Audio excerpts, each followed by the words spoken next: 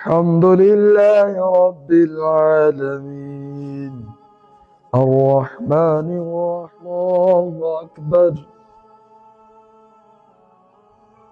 سمع الله لمن حمده السلام عليكم ورحمة الله۔ قاری صاحب اس طرح کے نمازیوں کو دیکھ کر افسوس ہوتا ہے، بیچارے نماز تو پڑھنے آ جاتے ہیں لیکن ان کو ابھی تک بنیادی مسائل کا پتہ نہیں۔ ایسی کیا غلطی کر دی ہے کہ مجھ جیسے بیچاروں پر آپ کو افسوس ہو رہا ہے؟ ہاں آپ نے غلطی ایسی کی ہے جس پر افسوس بنتا ہے۔ آپ دوبارہ نماز پڑھیں گے تو آپ کو پتہ چلے گا۔ میں پاگل ہوں؟ ایسے ہی دوبارہ نماز پڑھوں گا؟ قاری صاحب آپ نے تو ہی بتایا تھا جو ایسے چادر لٹکا کے نماز پڑھے گا تو اس کی نماز نہیں ہوگی۔ یہ بھائی صاحب تو ایسے ہی نماز پڑھ رہے تھے۔ اچھا تو یہ بات تھی۔ تو محترم یہ بھائی بالکل صحیح کہہ رہے ہیں، جس طرح آپ نے نماز پڑھی ہے یہ مکروہ تحریمی واجب الاعادہ ہے، یعنی دوبارہ پڑھنا اس کو واجب ہے۔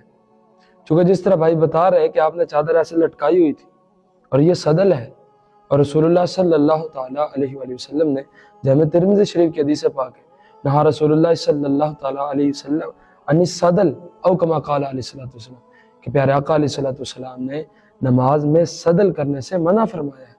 اور صدل کی مختلف صورتیں ہیں، بہت ساری صورتیں، اس میں ایک صورت یہ ہے کہ اس طرح چادر لینا کہ اس کے دونوں کنارے ایک طرف لٹک رہے ہیں، ان دونوں طرف لٹک رہے ہیں، جس طرح کہ آپ نے لی ہوئی تھی۔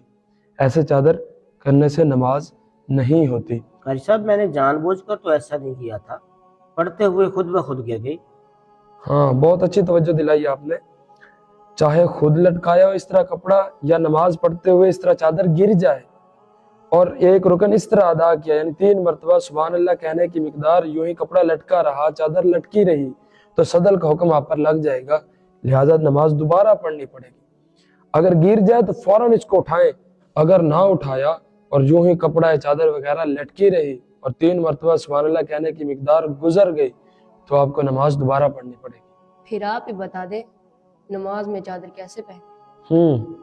اس کا بہترین حل یہ ہے، مناسب تو یہی ہے کہ نماز پڑھتے ہوئے جو چادر آپ کو ڈسٹرب کرے تو اس کو اتار کر سائڈ میں رکھ دیں، لیکن اگر پہننی ہی ہو تو پھر اس کا بہترین حل یہ ہے کہ چادر کو یا تو سار کے اوپر سے لیں یا سار کے اوپر سے نہ لیں، کندھوں پر لیں، تو اس طرح لیں کہ اس کا دوسرا ایک طرف ایسے گھما کر اس کا دوسرے طرف سے کنارہ اب دوسرے کندھے پر لے آئیں۔